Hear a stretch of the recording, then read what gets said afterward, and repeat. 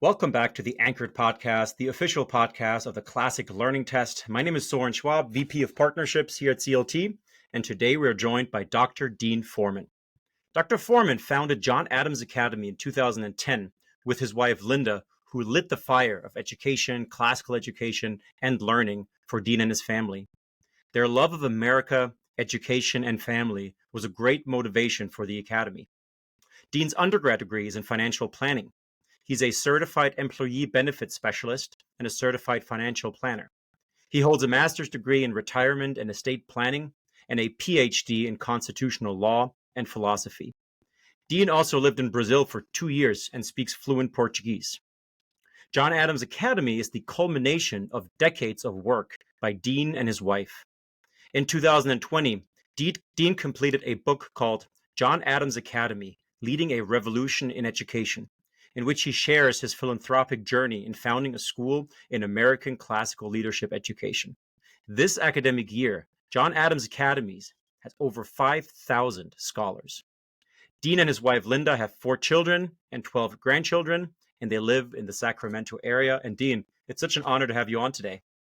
Thank you. It's a blessing to be here, and I look forward to hopefully igniting the flame and many others to do what we've done. It's been quite a journey. Absolutely. We have such an exciting episode lined up today. I mean, I am joined by truly an educational revolutionary, if you will. There are people that look at problems in our education system and they complain endlessly these days, usually on social media, and then they end up doing nothing. And then there are leaders like you, Dean, who decided to sacrifice time, resources, energy in order to positively affect and impact our schools and thus our culture. And so it's really an honor to have you on today. And we always start the Anchored podcast by talking about our guests' own educational journey. I think that's the most fascinating part. How did you get here? How did you get to where you are? If I understand it correctly, you did not receive a classical education yourself. How were you first exposed to it? What lit the flame, so to speak, for you? When I got married in 1981, I married a very educated woman. She went to the American school in Madrid, Spain, which was a classical school. So after we got married, I noticed that she was always taking me to museums and art galleries. She loved music. She played music, and she loved the classics. And for me, the world was revolved around business, sports, and economics. And I quickly learned that I was so undereducated, and I would liken it to the metaphor of coming out of the cave. And as I came out of the cave, and I looked around and I saw all this great literature and art, and was being introduced to the beauty of music and classical music and so forth. I thought, oh my, I'm on a mountaintop of such beauty, and where have I been?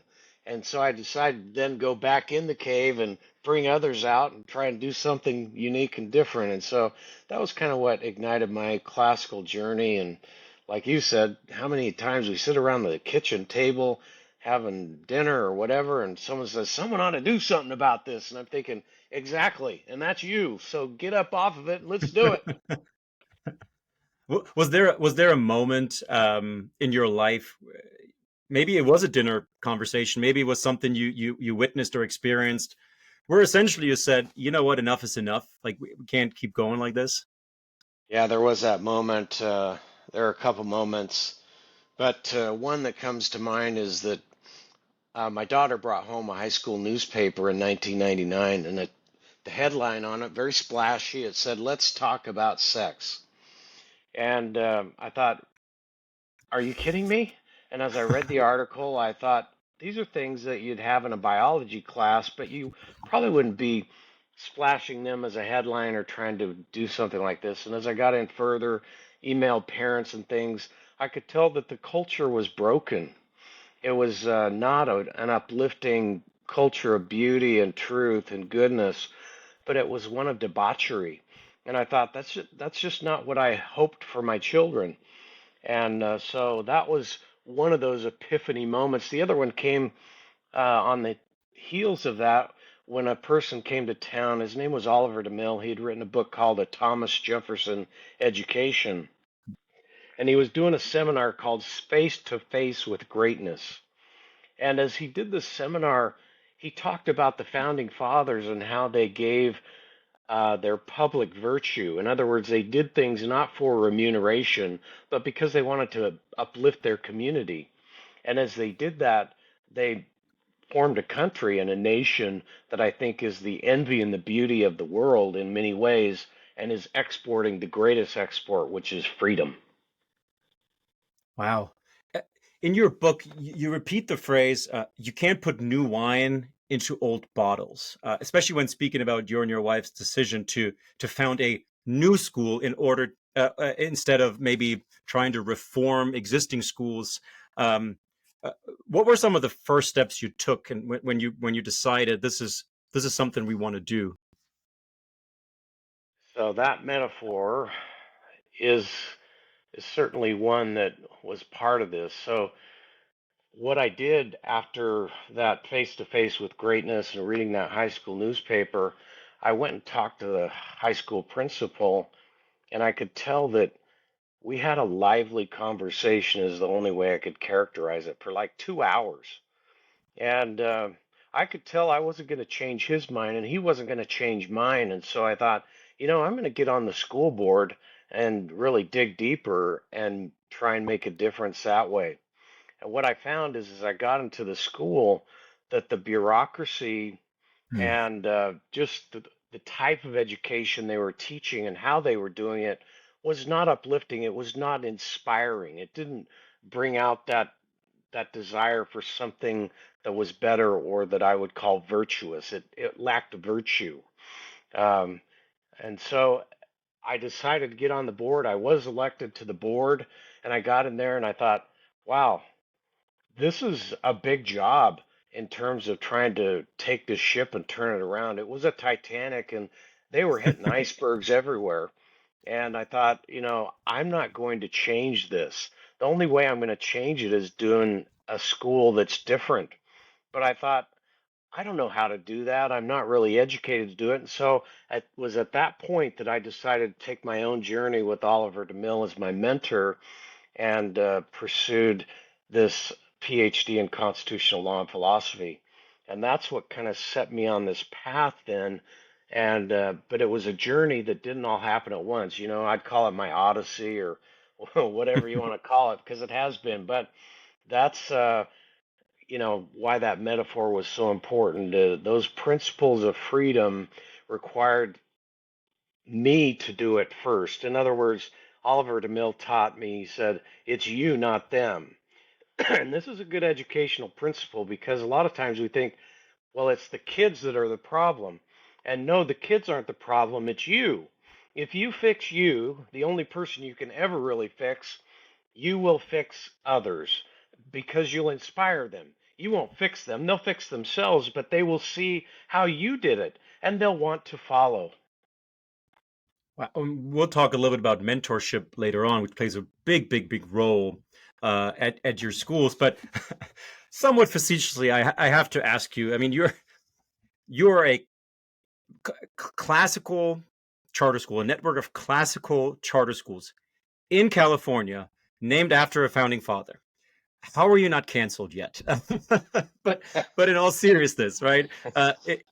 Tell us about your decision. Well, I think I understand now why a classical school, but maybe also the combination of a classical school, a charter school, and then naming it after one of our founding fathers, John Adams.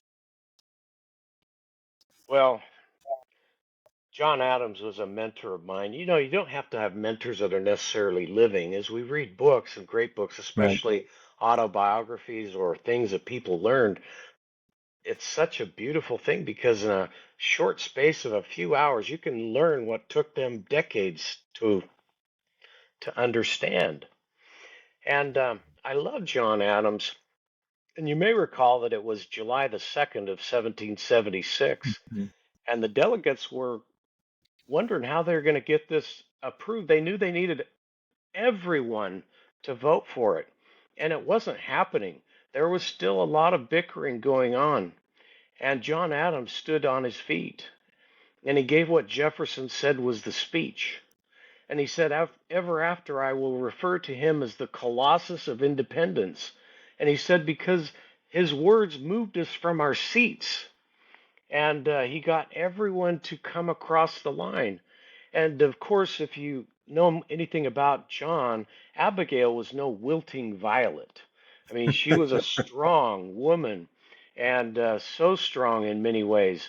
And she would constantly say, remember the ladies. And you only need to look at what she did while he was over in Europe.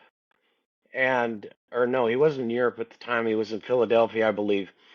And um, as the Battle of Bunker Hill started, she took Quincy to Penn's Hill and she said, I want you to see this. And they stood there on Penn's Hill and watched what was happening. And it made an impression on this young lad. He never forgot it. And because of that, this first family, in many ways, I think became really a first family for America. Why? Because he had a family with a wife and children, many children, one that even became a future president.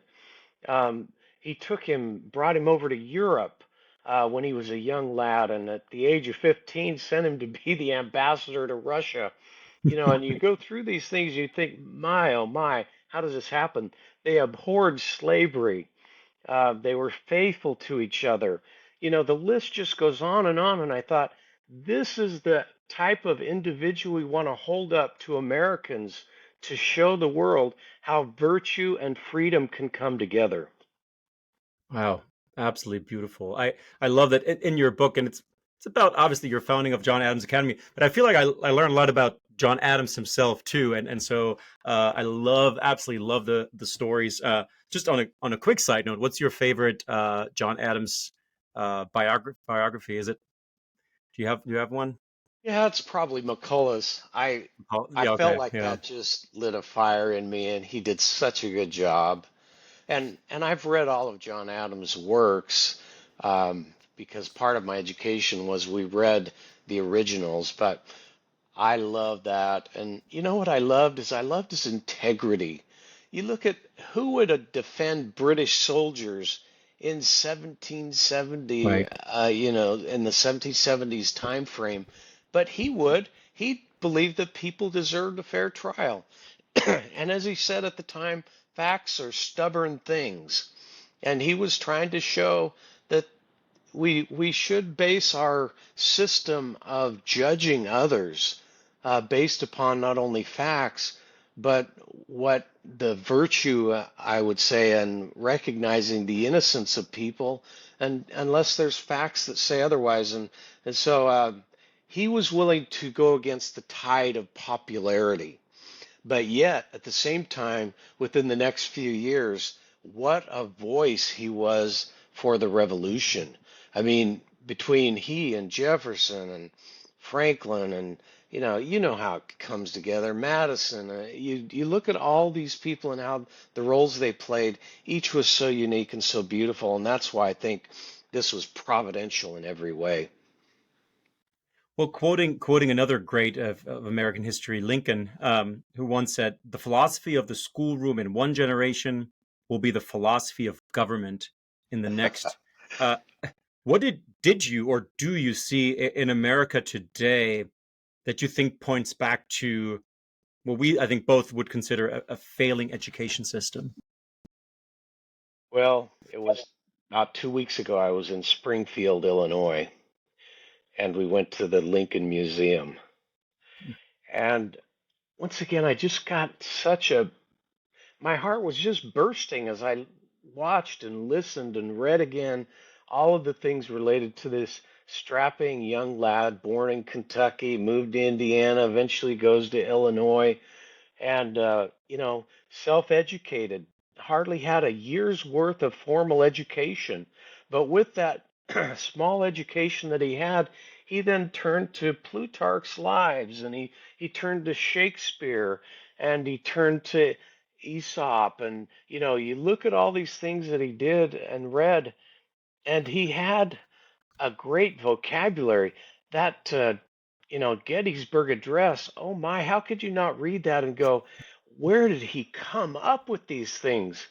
And yet we know that he came up with them because he had read all of these classical works and he was a gifted writer. And because of that, he taught at least me, again, as I watched this, just the importance of teaching children about good literature and the virtue in it, and it teaches us lessons. And that is the philosophy that we're looking for. It's one we talk about in classical education of virtue, but it takes it beyond just um, the maybe the meanings that we use. The meanings of virtue goes very deep into personal integrity and honor and courage. It's as though, well, you may recall the great Christian apologist C.S. Lewis that said, "Every courage takes the form of every virtue at the testing point." And Mhm. I thought to myself, that is what we need. We need people that can have that courage at its testing point to make the right decisions. And so when you look at the educational landscape, well, when you founded John Adams Academy, maybe even still now, well, maybe even worse so now in our maybe traditional public schools, uh, what are you missing? Clearly, they're not classical schools, but it goes beyond that, right? You were saying Yeah. they lacked virtue in itself. I mean, is that even still a goal of progressive education? Yeah. Yeah, that's the maybe big question. And as I look at um, that education today, I think to myself, what can it really offer in terms of inspiring someone to do more and become more? Um, because, industrial education is what we have been raised on, and industrial education is not the right education for our day. We believe that not only do you need um, classical education, but you need leadership to go with it. And you need to become, and I'll put a little word in front of that, I call it servant leaders, because servant leaders Hmm. are ones that capture what the founders did, and that's public virtue, to put the goodness of society above themselves to help others find their excellence. And together, our collective excellences make a society that is virtuous and it promotes the desire for becoming people of integrity and wisdom and knowledge and understanding to, really change the world. Because that's what we're about, I think, for the most part. But in our little crest Yeah. we have the Latin words servimus, ducimus, Prasilimus. And I'm not a very good at pronunciations, perhaps, but what it means is we serve first. How many people want to come in? They want to raise their hand, pick me, I want to lead, I want to lead. But no, you serve. Then others see what you do, and they will then ask you to lead. And then when you lead, because you based it on virtue of service, you become someone that they want to follow. You will excel. So we serve, we lead, then we excel. Beautiful. Well, that's a perfect transition. At John Adams Academies provides an American classical leadership education, and one of the main goals for the scholars, and you mentioned along with virtue, wisdom, and truth, is self governance. How do you accomplish that, especially in K-12, when it seems like, if we're looking left and right, it's our culture is almost promoting a prolonged adolescence. But you expect so much more of your scholars. So how do you instill or teach self-governance at such young ages? Well, you hit the nail on the head at such young ages.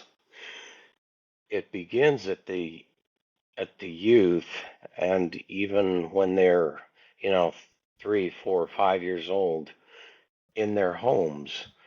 And now, when they come to us at the school, we have 10 core values, and every day we do have them raise the flag, salute the flag, say the Pledge of Allegiance, but then also recite our 10 core values, which begin with appreciation of our national heritage. And they follow a sequence, if you will, about how to produce virtue in the soul. People say, "What kind of school is this? What do you do?" And I say, well, we do two things. We produce great citizens and great souls. And so if you teach them those values, those core values, you relate everything you do in the classroom and in education to those values, then when they come out the other end, hopefully in the 12th grade, they are a self-governing citizen. They know what that means. They know how to be accountable, to take responsibility. I'd call it personal responsibility. How many times do you hear people say, "Yeah, he threw me under the bus," or, "It wasn't my Hmm. fault. Don't look at me." And it isn't about that. It's about self-governance is about looking inside yourself and seeing what I did wrong and how I can do better. It is a it's a process. It's about becoming, like I said, becoming a great soul and a great citizen. Wow. Over the last 10 years, I've had the privilege of visiting a lot of schools and sitting in a lot of classrooms. And it's favorite part of my job, whether it's charter schools, Christian schools, private schools. But I got to say, classical schools just feel different. And I'd argue that obviously besides, curricular differences or pedagogical differences, I think it's truly about school culture, right? That sets them apart from other schools. Uh, how did you approach when you and your wife started the first John Adams Academy? How did you approach the question of school culture? Isn't that the heart of the everything we do, Soren? I mean, think about that. I mean, I said that over the years to those that are here, I said, let me ask you, what's our report card? As an institution, what is it? And sometimes people say, well, they learn the classics or this and that. I say, those are all really good things. And you know what? They're important. But I said the most important is the culture. The culture is what determines who we become and who we are, and it's the product of what our country is. And so when I look at a school, the culture has to be at the bottom. And so what I what I tell them is if we have a culture that's virtuous, people will want to flock here because it's a haven. It's a place of sanctuary. It's a place where people can come and know they're safe.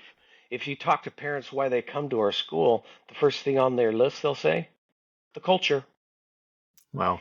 And so that tells me that we're doing some things very well. We aren't perfect in many of most ways, but one thing we try to get right is the culture, and we tell our leaders that that's number one, and we call it the ABCs of leading. And if you're an administrator here, and that is, you learn that the academics are very important. That's the A's. And the B is you need to learn the business side because we have to be able to survive economically.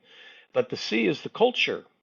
And I said, if you get the culture right, the A is going to be super easy because they'll like to learn. It'll be the right environment to do that. And the B will happen because everybody will be flocking to us.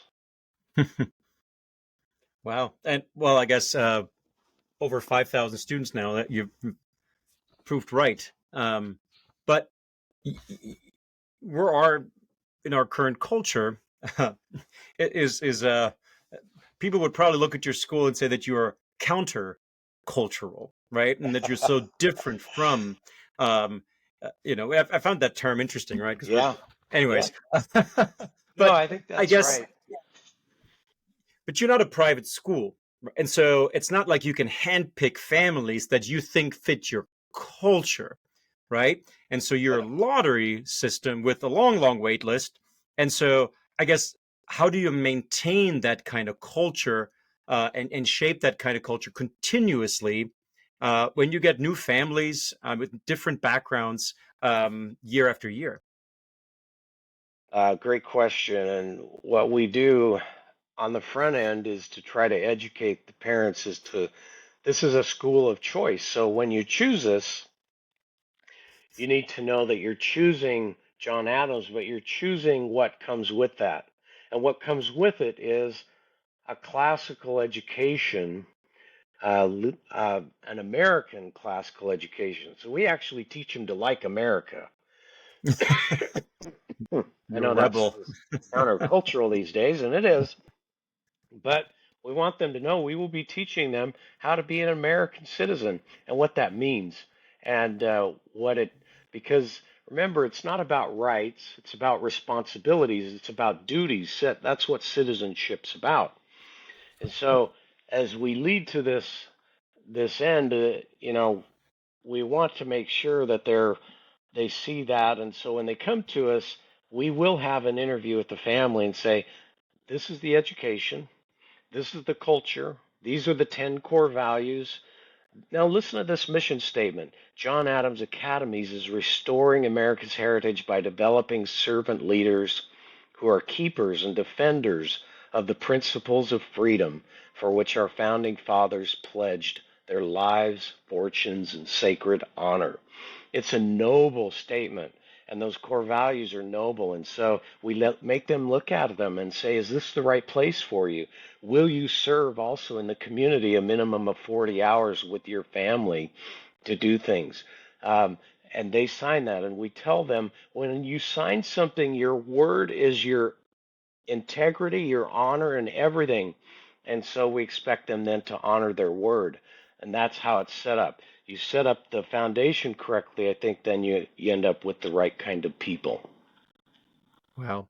Well, let's talk about the right kind of people that you hire and that you have hired over the years. And in particular, I'm curious.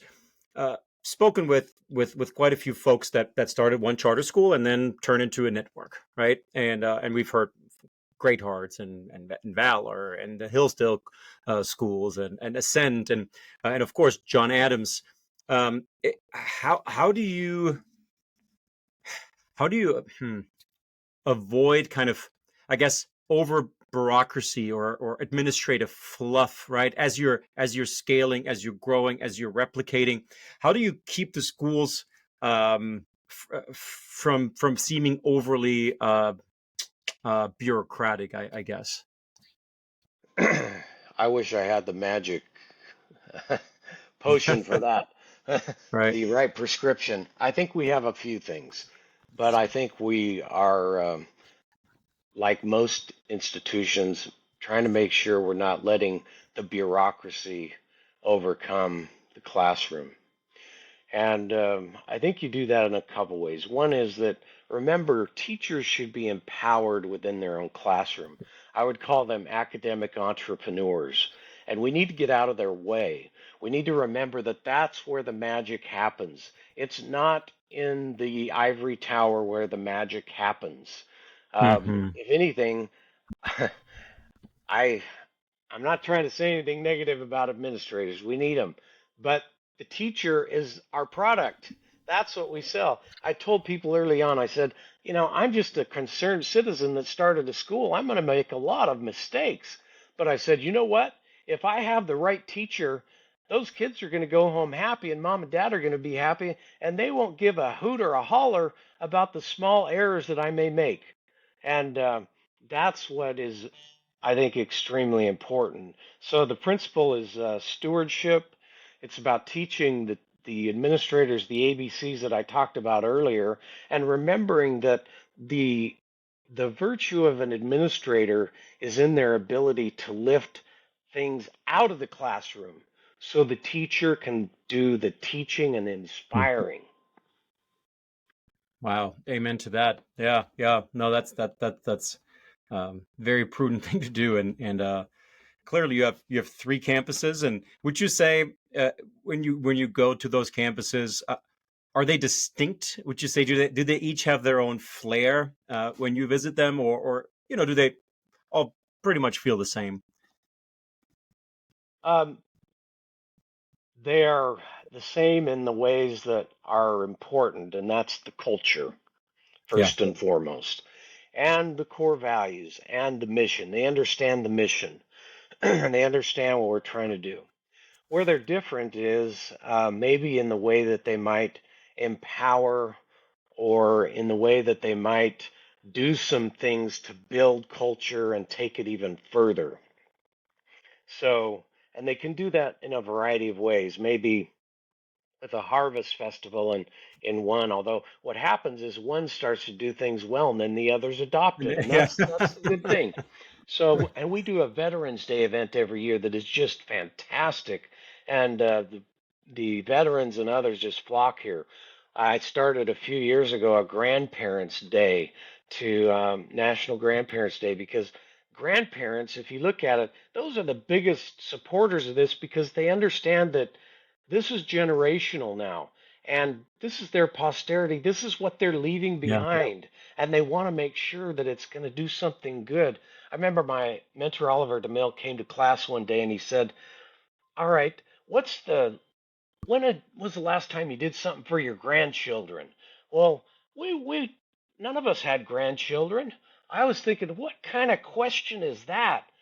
And he said something. He said, I'll never forget. He said, you need to start thinking generationally because that it's the three P's. It's the poets, the prophets, and the philosophers that think generationally, and they're the ones that change the world. And he said, by the way, if you give me a dissertation that isn't going to change the world, don't bother bringing it to me. He said, I only will accept something that'll change the world. Well, you know what? It sat for 5 years almost before I decided. They called me up and they said, "Are you ever going to finish?" And I said, "You know what? I presented a few things. I have an idea how to change the world, but I just don't know how to do it exactly." And I eventually presented as my doctoral project dissertation, John Adams Academy, and that Wow. became my living change the world project dissertation for my PhD. And can you remind our listeners of Mr. DeMille's, the title of the book that inspired you so much? A Thomas Jefferson Education. Thomas Jefferson Education. Well, speaking of books, we always end the Anchored podcast by talking about books because that's what we're doing at CLT. We love books, especially great books. If there's one book or one text that you can point to that has been most impactful in your life, what would it be and why? Um, I'd probably be, there's many, we all vacillate, and I'm going to obviously put the scriptures at the highest end of that, and that has impacted me the most. But I would say from a non-scriptural basis, something other than the Bible, Man's Search for Meaning by Dr. Oh, Viktor Frankl was yes. undoubtedly, for me, the greatest book that has ever been written. And why would I say that? If you read that book, he will tell you something that just pinned me to the wall, just got me right in the soul. In the early part of the book, he talks about coming home. I think it was 1942, and his visa had arrived, and his father uh, was greeted him at the door and said, "Hey, your visa's here. You can go to America. You can leave." And he looked on the table and he saw a piece of stone. And he said, "What is that?" And he said, "That's from the synagogue." And he said, "Well, what does it say on it?" Because it was only a piece of it, because it had been destroyed by mob action. And he said, "Honor thy father and thy mother." And he said it was like fire went into him. And he said, "I'm not going to America. I'm staying here with you." Well, a few months later, they were all in a concentration camp. And his seminal work, his penultimate work that he had done was on this idea of logotherapy. Mm-hmm. And all of that document was lost. But over the next few years, as he was in that concentration camp, he learned really what I would call it in the laboratory then of what was going to happen. And he taught me something that, and I'll summarize it this way. You may recall that, you know, when you look at Maslow's hierarchy of needs, and people say, life's about self-actualization. And he didn't say anything negative about Maslow, but what he did say was this. He said, it isn't about self-actualization, it's about self-transcendence. And it's about using your excellence and having a purpose for living. And then you use that to bless those around you, and you change the world that way. And I thought to myself, if everyone had that glimpse of how to find purpose with their excellence or their virtues that they have and transcend self in the service of others, that servant leadership, that is what I believe will make classical education set it apart from anything else. And whether it's classical education, you don't have to be classically educated, but you take that principle and it will change the world, and it'll change communities and make us better people everywhere. Wow. Thank you for sharing that, sir. What a way to end the episode. Thank you. Again, we're here with Dr. Dean Forman, who founded John Adams Academy in 2010 and is also the author of John Adams Academy, Leading a Revolution in Education. Thank you so much for joining us today, Dean. Thank you. It's been my pleasure, truly. Thank you for the opportunity.